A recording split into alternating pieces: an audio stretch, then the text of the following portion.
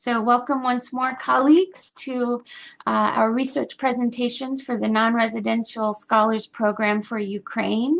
I'll remind you that this program is spearheaded by Indiana University.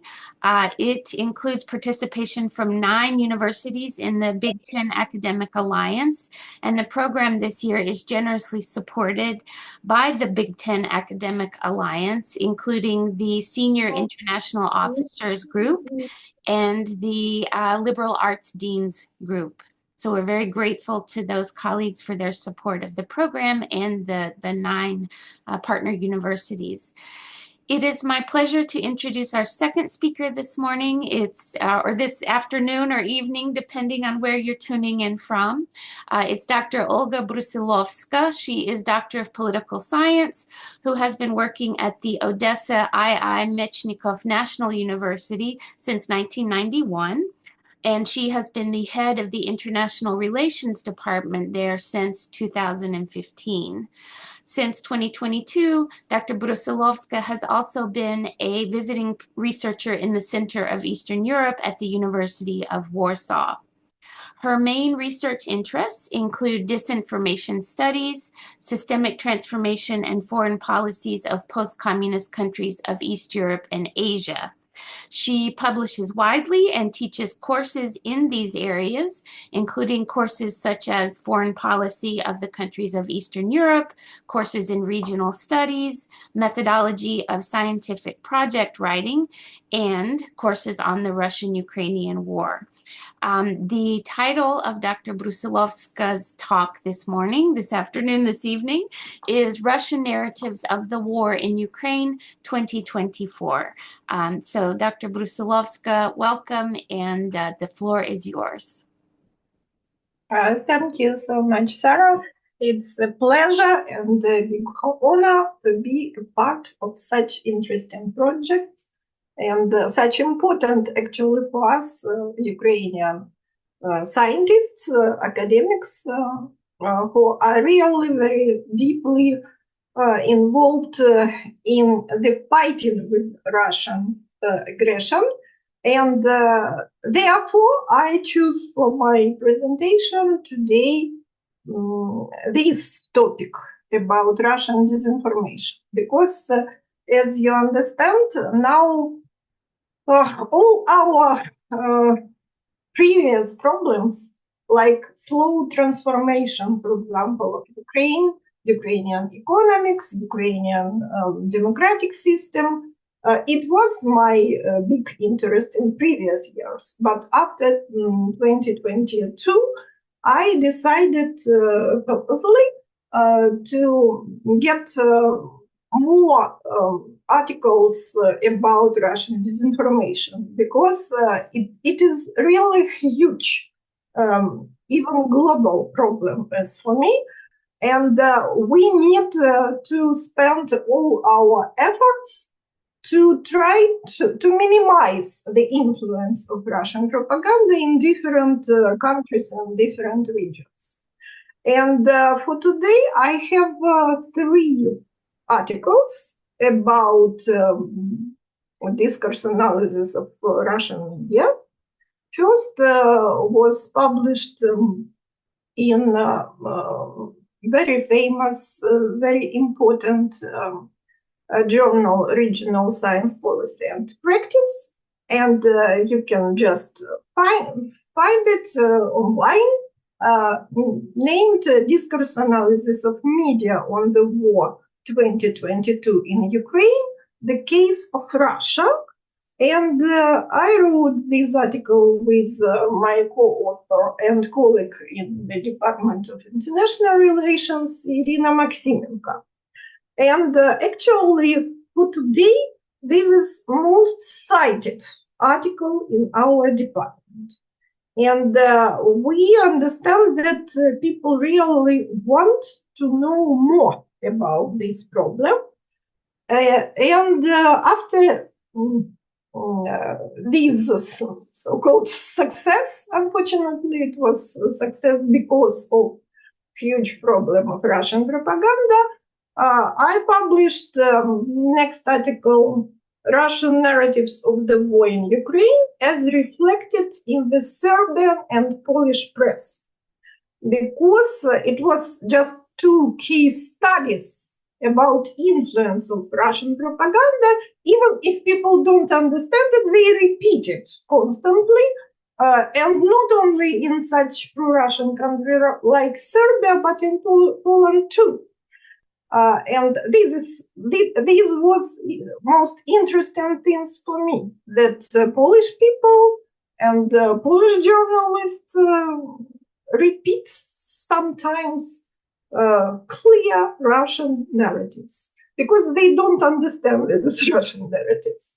And my next article, named Russian Narratives of the War in Ukraine 2024, so I wrote it, but not published. It is in the process and will be published maybe this summer in a yearbook of Center for Ukrainian Studies. This is absolutely new center, established in Warsaw University, inside the Center of Eastern Europe. Maybe some of my colleagues knew this center. It's very old one and very known in Poland and this region. So in the Center of Eastern Europe, we have now Center of Ukrainian Studies with Ukrainian colleagues inside. So we have eight professors from Ukraine in this center, and we should publish every year some book about our main researches during this year. So your questions and your suggestions are really very important for me, because I can change this text a little bit to improve it. And at the beginning of this unpublished article about the war in Ukraine 2024, I dedicate several sentences to previous article, because really our previous article with Irina Maximenko was like theoretical foundation for new one. This is like second step after this first one, because in my new article I investigated the same Russian national broadsheet newspapers and internet news portals. This is first of all Moscow Times in English, and from the other side it was Коммерсант and also Известия and Российская газета. So in first article we have four main journals, newspapers: Moscow Times, Коммерсант, Известия, Российская газета. And then we use, as I said, discourse analysis, and I think this is a new and very important tools for political sciences, because this does our research not so theoretically pure, but we can move from the meta level to the level of discursive practice, which might lead to an examination of some emotional engagements with various political identities and ideological ambitions. And therefore, I think discourse analysis is really very interesting for political sciences, for international relations specialists. And Maximenko and me divide and describe the 6 founded by us Kremlin official narratives. first narrative, legitimization of special operations, so-called. Then useless Western sanctions. Third one, the West versus Russia. Then Ukrainian arms crime and provocative Western weapons. And the last one, Ukraine loses the war. So we have 6 narratives described in this previous article, and I use these 6 narratives for this new article. Therefore, I formulate the main purpose of this new article, like to discover the evolution of Kremlin's narratives in 2024, comparing with 2022, through analysis of disinformation campaign in Russian media. And my investigation includes a 2 months period, December 2023, January 2024. For comparison, I use only Коммерсант, Известия, and Российская газета. Why?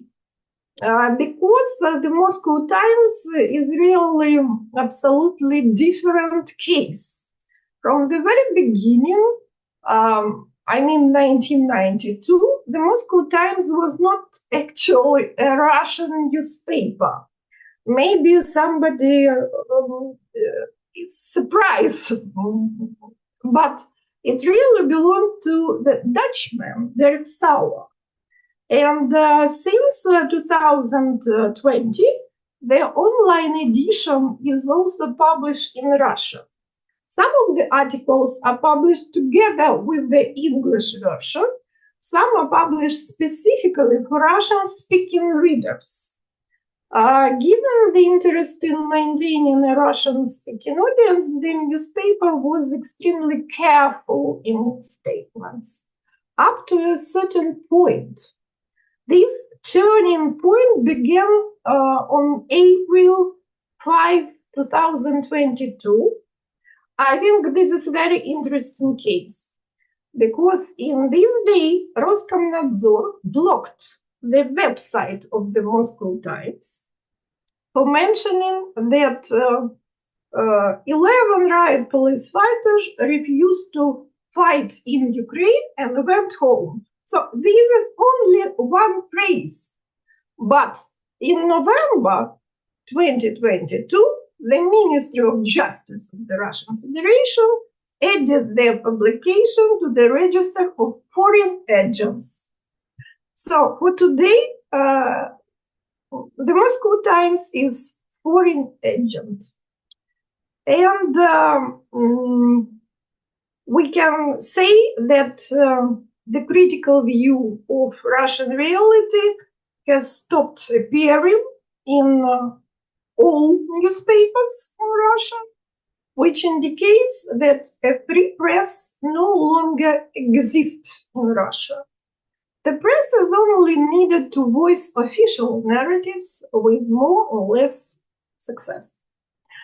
And now I start investigation of the last 3 newspapers according to this list of narrative.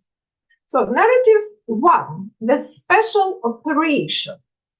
The special military operation narrative, so popular in the first months of the war, is extremely rarely heard in December 2023.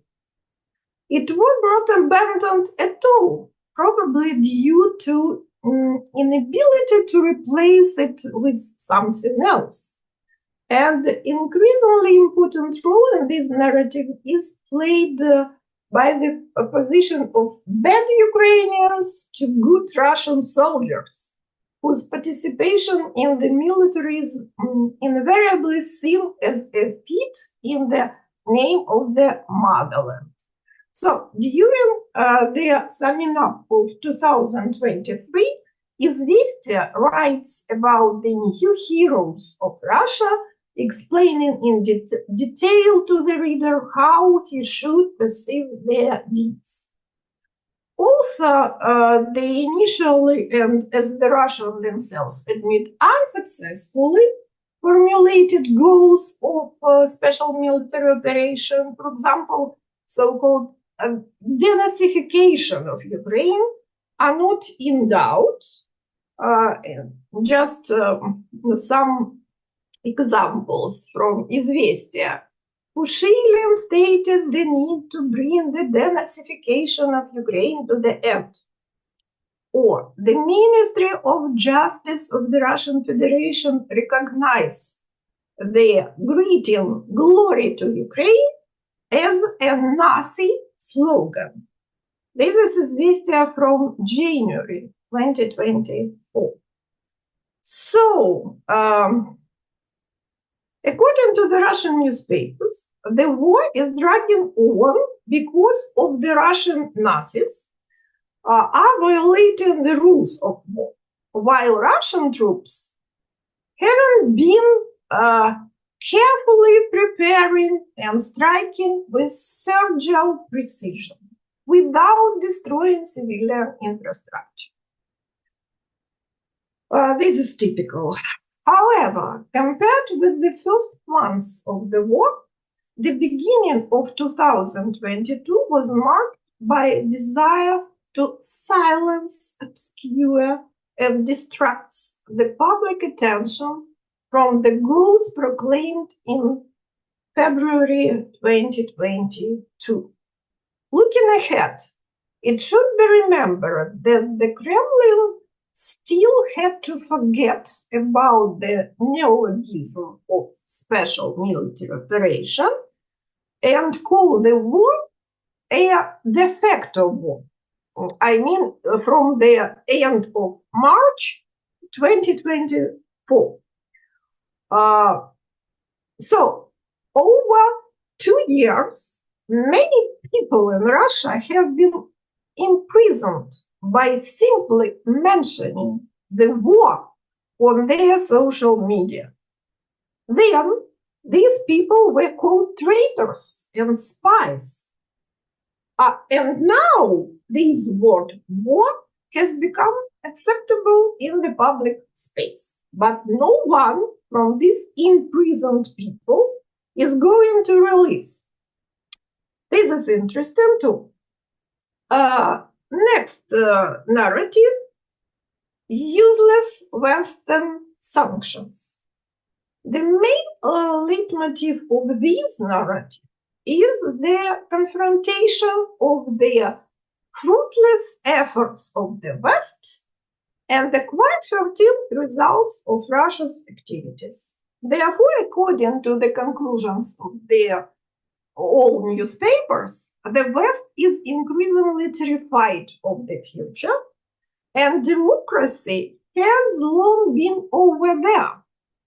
Dissidents are silenced, unlike, of course, Russia, and in the West, everything is bad and getting worse.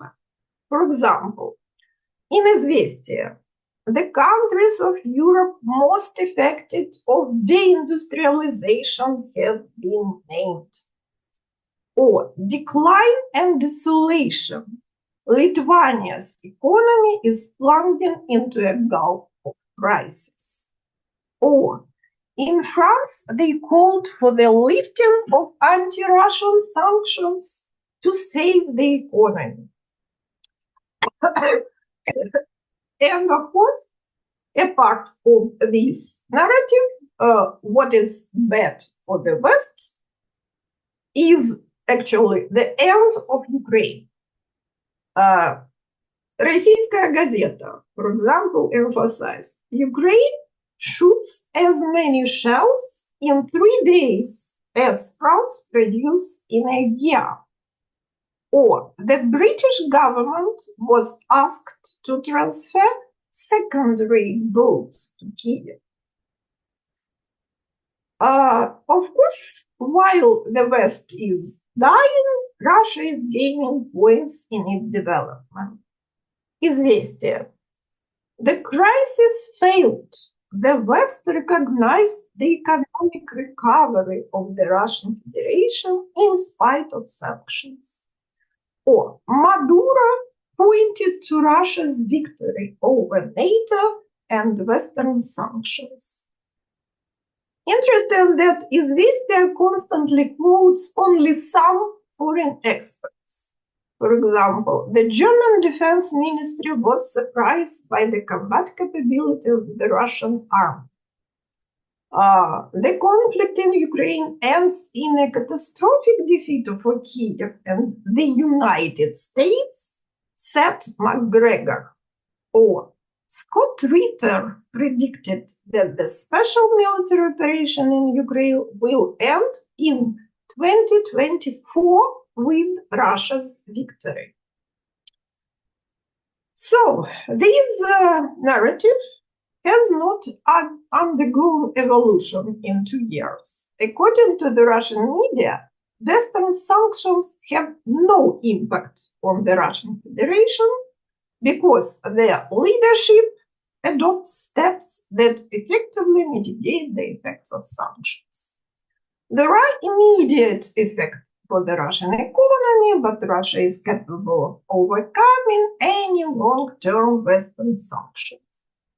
But in reality, sanctions work the way they always do, slowly but surely, and the Kremlin has less and less time before resources are completely depleted. In fact, Russia is becoming a global outlaw, swiftly approaching default. And next, third narrative, the West versus Russia. This narrative has not undergone any changes over time, so we can safely call the opposition of the West to Russia and the constant statements that Russia is fighting not with Ukraine, but with the West in Ukraine, one of the main ideas of the Putin regime. A new variation on this theme is the growing attention to the UK comparing with the US, as it was in 2022. UK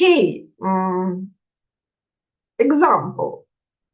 The UK will sign a 10-year security pact with Ukraine.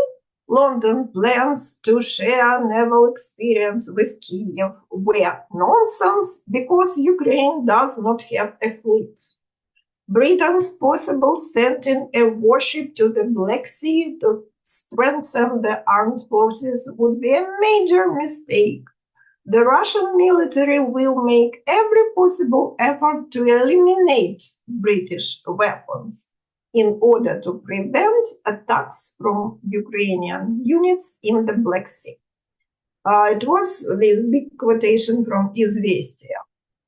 But the message was especially well articulated in the program article by Deputy Chairman of the Federation Council, Konstantin Kosachev, named Victory Time, about the results of 2023 and expectation for next year. The beginning of the article is very pathetic. It was the actions of the West which inflated this initially local situation to apocalyptic level, which led to the fact that much began to be determined precisely by the course of hostilities. Whether we are talking about the fate of the dollar or the price of oil, about strategic security treaties or discussion on the future of the United Nations, etc., etc., all this is literally decided today by our brave soldiers and the officers in the combat zone, for which I bow low to them. It is not the first time in history that our warriors determine the shape of the future world. But we all understand how great the price of their feet is. And soon, this third narrative is very complicated, controversial. The West exploits Ukraine to destabilize Russia. That proved the Western world order is in deep crisis. This narrative was at the beginning of the war, but then the United States was the target of the Russian press. Now the focus is gradually shifting towards the EU and Great Britain, which should be understood by Brussels and its allies. If certain circles are still afraid to cross the so-called red lines drawn by Moscow, they need to know that Moscow itself has already crossed them and considers itself at war with the collective West. Unfortunately, it's not so obvious for a Western audience. So we need to repeat it and repeat. Next narrative, Ukrainian army's crimes. And it was really amazing fact to me because of the decrease in interest in this narrative comparing with 2022. Sometimes, of course, they wrote about it. And in the first place, as always, there have been attacks on the so-called DPR and LPR, Donetsk and Lugansk, with stress on the attacks on, for example, ambulance or schools, etc., especially in Izvestia. A program article on this topic can be considered "This is Donetsk Baby," published in Kommersant as an eyewitness account. And if I may, I want to quote it. I turned around and saw that the entire square was hidden by a dirty gray cloud. Waving hideously, it spread out like a huge jellyfish and got closer and closer to the pedestal where we are lying. I couldn't take my eyes off. The thought was throbbing in my head that this cloud has probably already covered both Katya and Sasha, and in a few seconds it would reach us and so engulf the whole world, and then there would be nothing, absolutely nothing. This big article contains many departures into history, including Kievan Rus and the USSR, for example. There is neither Russia, nor Ukraine, nor Belarus. There is one Rus. But when it was divided, then all the problems began. The Soviet times were very calm, very stable, and prosperous. A lot of homegrown philosophy. But the conclusion do not allow for hesitation of reader. What is it to shell Lenin Square on New Year Eve? No, this is not a war. This is murder. This topic has been repeatedly covered throughout January, and new details are being acquired.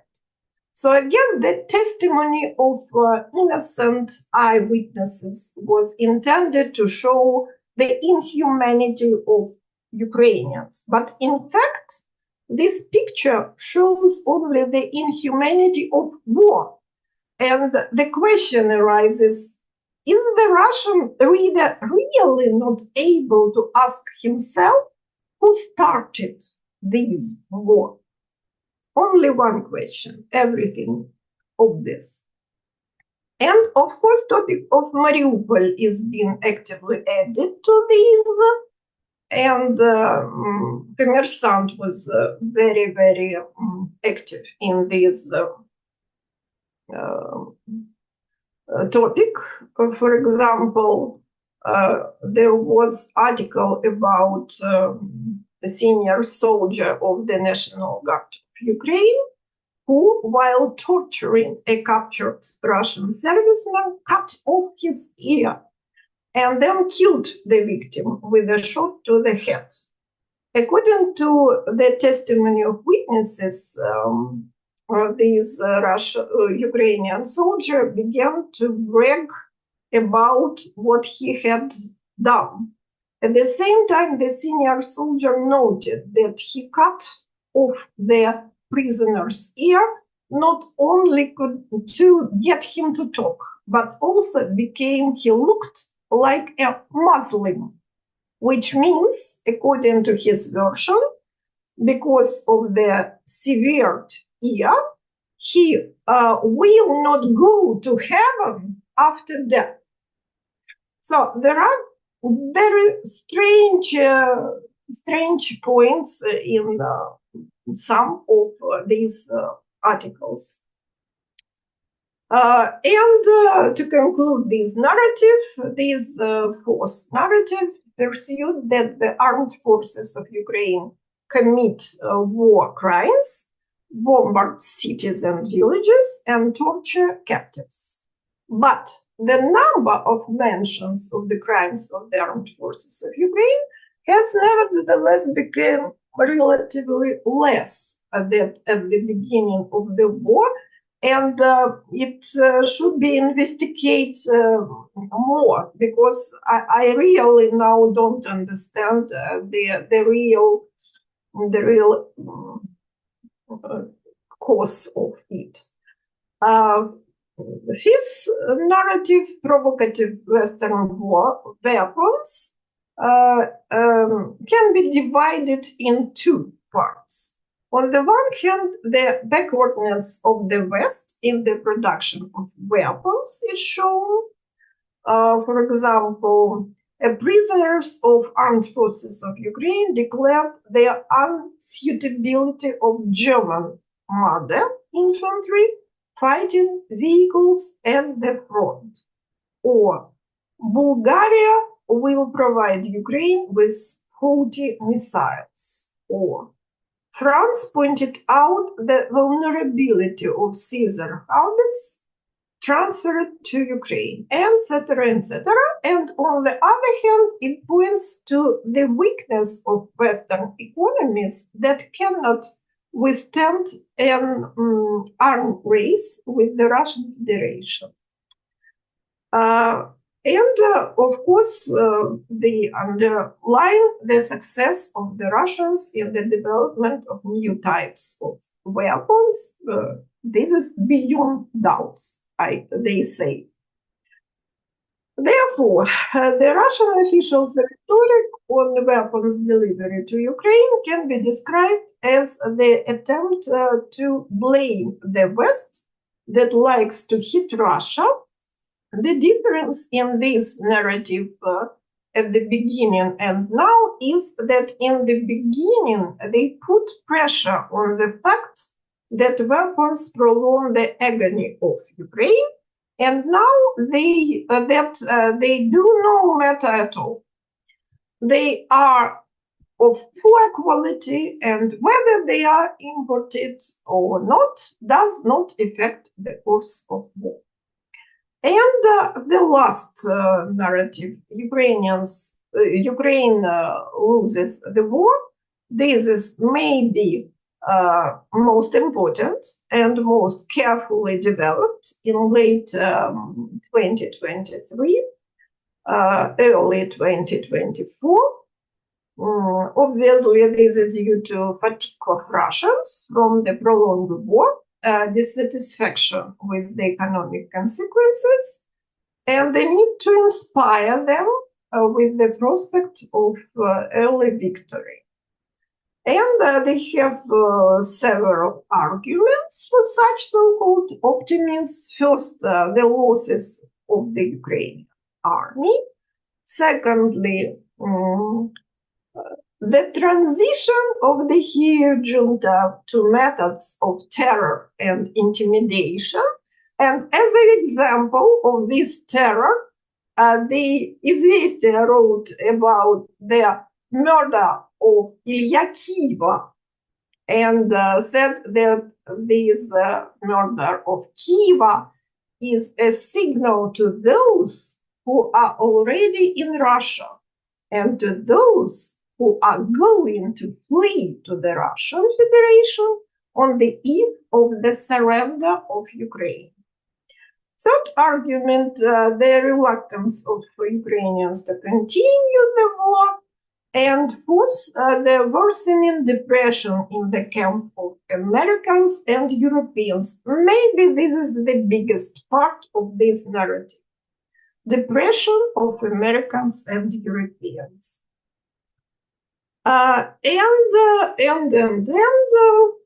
Reading these news clearly shows that in Ukraine, Russia is waging a war not for territories, not for the people of Donbass. They like these meaning people of Donbass, but for their complete destruction of Ukrainian statehood and the Ukrainian nation. The narrative 6 declares that despite sanctions and weapon supplies to Ukraine, Russia is amazing new territories and strengthening its position every day. Ukraine would have already lost the war. People are waiting for fraternal embrace and seeking to return to the Soviet Union. So this narrative itself has not changed for 2 years. Only the intensity of its introduction into the mind of Russians has increased significantly.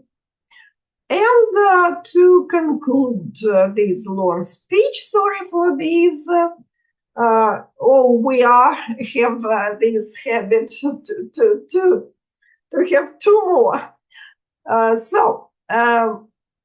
Based on my discourse analysis methodology and the analysis of about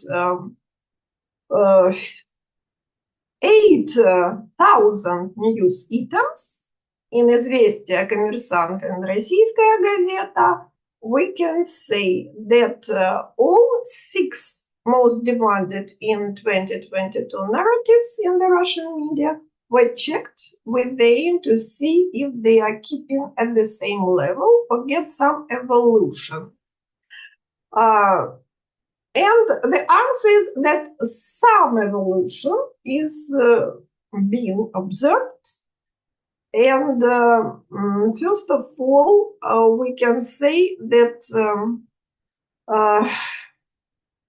6 narrative, Ukraine loses the war, start to be the main, and keeps the idea that despite sanctions, Russia is very capable. Ukraine has already lost the war, actually, if we constantly keep an eye on this publication. Russian narratives promoted through these journals and newspapers, as for me, are most dangerous because some of these materials were republished in other countries, where, unlike the battlefield, Russia holds its position as the main manipulator and disinformer of the world.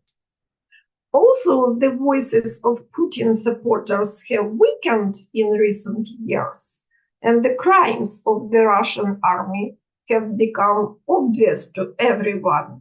Traces of Kremlin manipulation in the world press are still noticeable. It is obvious that Russia is paying more attention to propaganda weapons and that many of its narratives are ingrained And now they are more difficult to expose and destroy, which is necessary to maintain the stability of the existing system of international relations, which is undermined by the actions of the Kremlin. The Kremlin is trying to play on the most vulnerable issues for the peoples. And actually, since 2014, Russian Federation has been actively using historical issues to deepen disagreements between Ukraine and other countries. The Russian media sought to create an image of Ukraine as an undemocratic, nationalist country.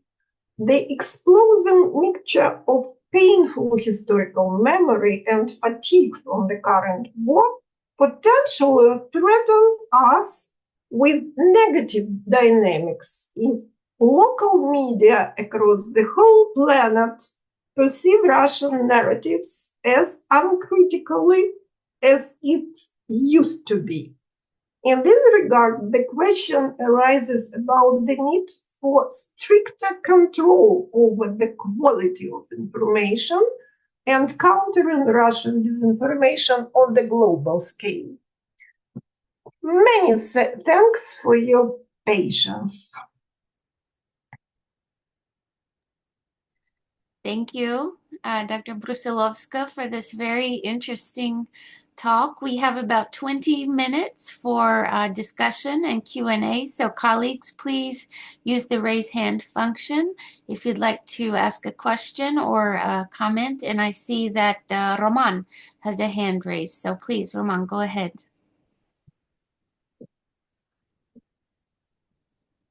I believe you're muted, Roman. You need to unmute. There you go. I am very sorry. So thank you, Sarah. Thank you, Olga. Thank you. Nice to meet you, Olga. Very nice research. Thank you for your work and knowledge about our enemy. I have two questions. First, do you cooperate with the Center for Russian Studies, headed by Volodymyr Ogrysko, our Ministry of Foreign Affairs of Ukraine 2007-2009? And second question, do you see possibilities for promoting Ukrainian narratives in Russian media space? If yes, what Ukrainian narratives would you suggest, and maybe some mechanisms? Thank you. Thank you so much for both of your questions. It's very interesting, but the answer will be short. No. We cooperate actually, I am not sure that that we create our own Center for Disinformation Study in Odessa National University, and I am a head of this new center.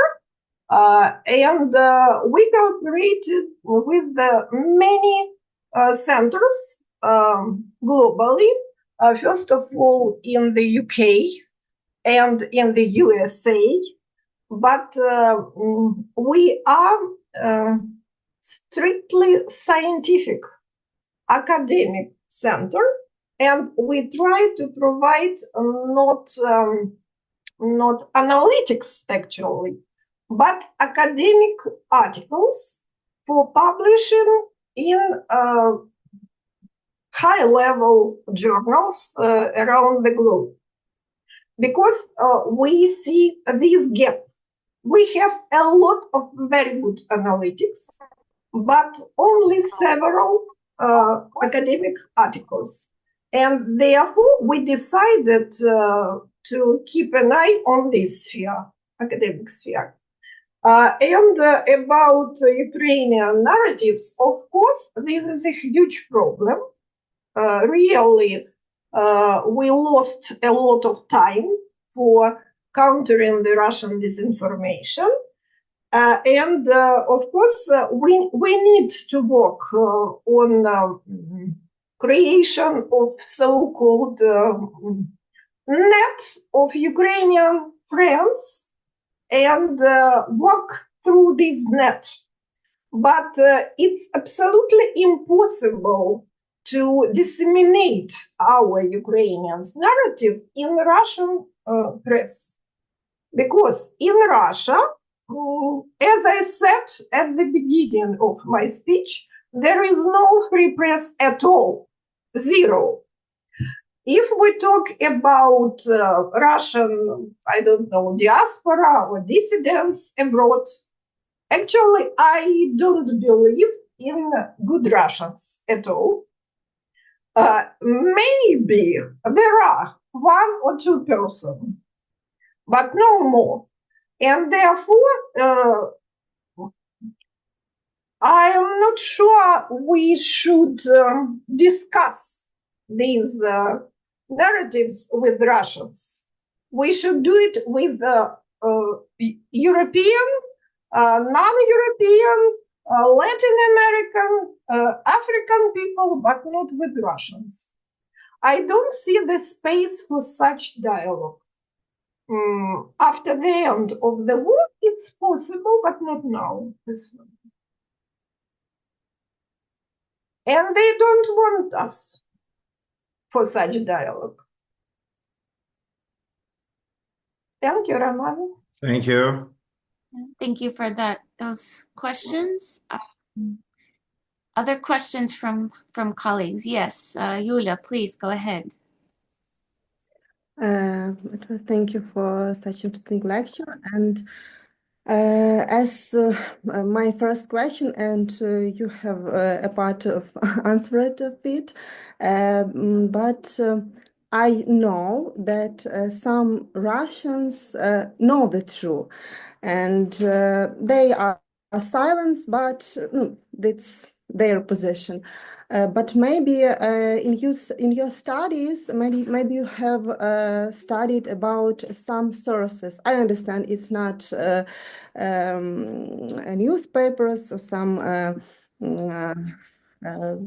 such sort of sources, but maybe from net, is this some aspect for Russians for the true information? Maybe you have studied about this. Actually, I'm not sure I understand the question. You want I suggest some sources, yes? You can read? Maybe is this the accept, yeah, from Russians, maybe from some net sources, or it's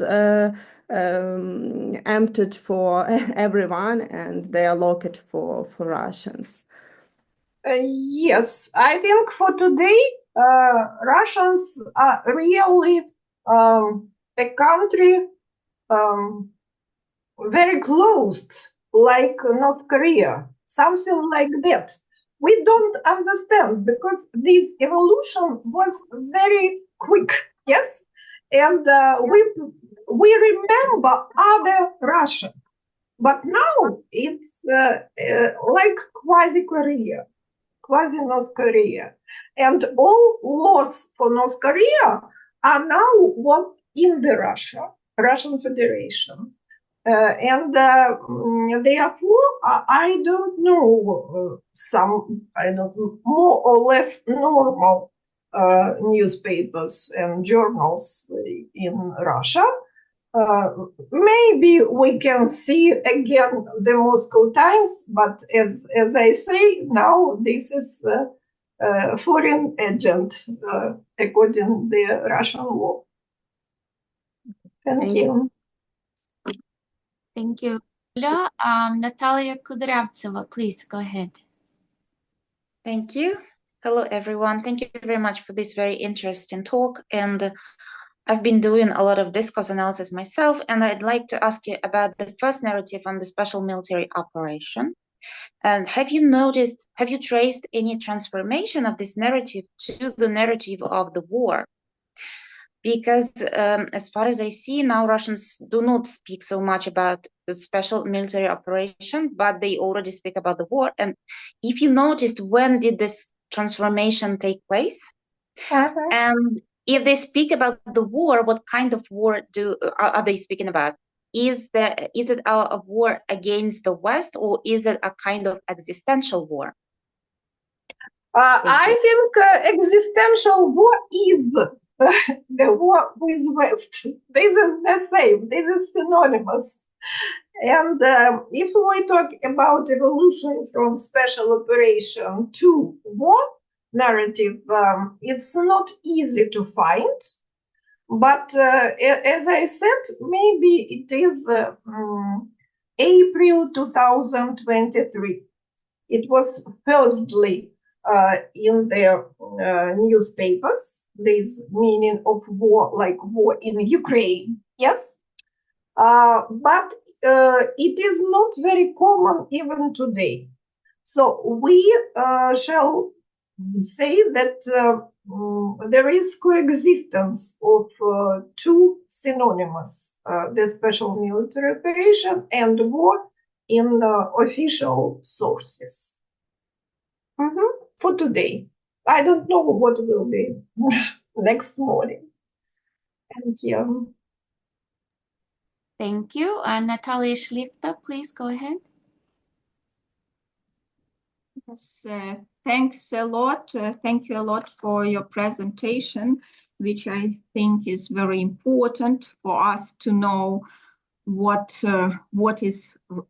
Russian propaganda is talking about the current situation for the public. And being a historian, I have a question, or probably two questions, about your sources. And my first question is about the principle of the selection of your sources. So you've been working with 4 newspapers for your earlier research and with 3 newspapers for this year research. And as far as I can judge, they are very different. Ideologically, maybe they have maybe different editorial or different owners, different editorial policies. I'm especially specifically talking about Kommersant and Izvestia. I don't know anything about Российская газета. So my first question is about why these newspapers. Okay. And very related question, given that they are different, so have you mentioned any differences in their presentation of these mainstream narratives that you've selected? So this is my first set of questions, and another is about these narratives that you've discussed are promoted through Russian media, whose primary or exclusive audience is Russian audience. However, you've stressed for a couple of times during your presentation that Western media are sometimes that they sometimes copying some articles from Russian newspapers, and actually they are promoting Russian narratives themselves. So and this is something which is very important, because this impact upon the Western audience, international audience, the attitude, their view of the war, attitude towards Ukraine, etc., etc. So my question is whether you have an idea, maybe someday in the future, to analyze, or maybe you have already done this but not mentioned during this presentation, to analyze Russian propaganda to the West, directed to the Western audience, and to analyze Russian media, I don't know, this Russia Today or something like that. I don't know about them. but those that they are presenting the Russian view to the Western public. And if you've done something of this, maybe you know about differences, possible differences in the narratives or in the accents put in the narratives directed towards Russian public and Western public. Thanks a lot for it. Thank you. It is really a huge bunch of questions for 1 hour of discussion, but I try to do it fast. First of all, why these newspapers? Because they are most popular in Russia. So we define them as a target group of newspapers because they cover all the Russian Federation. They are not only popular in, for example, Petersburg or Moscow, but in all sides of Russian Federation. And it really involves millions of people every day. We know that millions of Russians every day read these newspapers, not others. And therefore, we choose them. And next question about differences in their presentation. Differences of the presentation. 2 years ago, they were these differences. And of course, Российская газета was the most mad, as for me, from the very beginning. But Коммерсант and, of course, the Moscow Times were look like more normal. Yes, and there were really critical articles about the situation and situation in Ukraine and situation inside Russia and inside Russian army. But in 2023, all these critical points disappeared for I don't want to say forever, but for really long future period, I suppose. And on the beginning of my speech, I said that I have experience to describe the traces of Russian narratives in Polish and Serbian press. So I have only this experience. And therefore, I think that our Center for Disinformation Studies should work on describing these traces in different countries. This is normal for us because we have specialists in our department in many different languages: Chinese, Japanese, Arabic, Turkish. So we want to use our language skills to fight with Russian propaganda. This is our task for future. So we are only at the beginning, first stage of this process.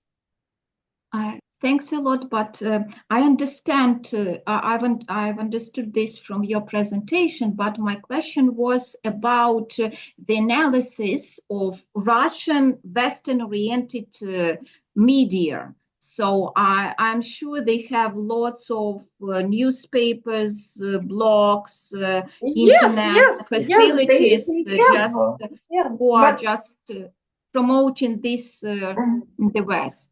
But now this sphere of influence, Sputnik or Russia Today, is narrow with every day. And we know that Western law is really different in this year comparing with 2022. So Russians in some way lost this possibility, especially in Europe and the USA.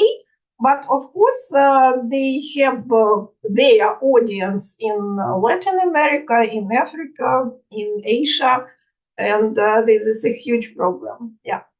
But we know all these Sputnik and Russia Today and other rumors of Kremlin narratives. They are known and they should be claimed as enemies of civilization on this earth. Well, I'd like to thank our colleagues for this very stimulating and important discussion. Dr. Brusylovska, thanks so much for your research. We look forward to seeing your published article soon. It's so wonderful to see so many colleagues here taking part in our research seminar for the non-residential scholars program for Ukraine. I see colleagues from University of Maryland, from University of Wisconsin. Earlier I saw colleagues from Penn State University, our wonderful administrator Laurel from the Big Ten Academic Alliance, and of course all of our colleagues in Ukraine who are tuning in. It's just wonderful to be in this space with all of you. I'll remind you that we will continue research seminars next month on February 18th and February 20th. So please go ahead and mark your calendars. We will have the promotional materials for those seminars ready very soon, and we'll ask you to circulate those in your networks. So without further ado, unfortunately, our time together is coming to a close today, but it's been wonderful learning about the research of our colleagues, our 4 colleagues who presented this week. Olga, please go ahead. Sorry, may I say 2 words? Sure. Because actually now we have a new, can I share my screen? That's totally because now I understand I can share it. Mm-hmm. If you give me your permission. You should have permission. There's no restrictions on sharing.